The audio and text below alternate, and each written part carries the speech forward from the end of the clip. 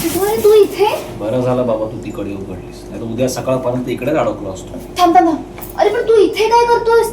दरवाजाला बाहेरून कडी आहे आणि तू असं बसून काय करत होतास? कोणातरी फोन लावायचा होतास ना?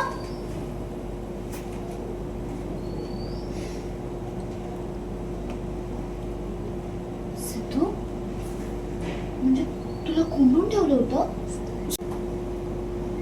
हो अरे पण का?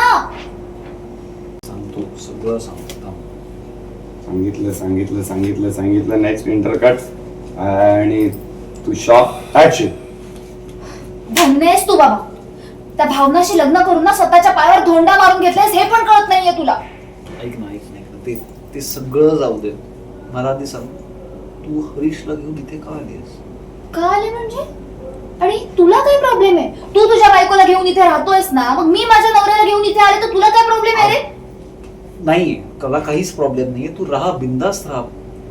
पण अगं मला आधी सांग, तू कारण तर सांग ना मला. काय तुझ्यात काही प्रॉब्लेम झालाय का परत? का तुझ्या प्रश्नांची मी उत्तरं देऊ?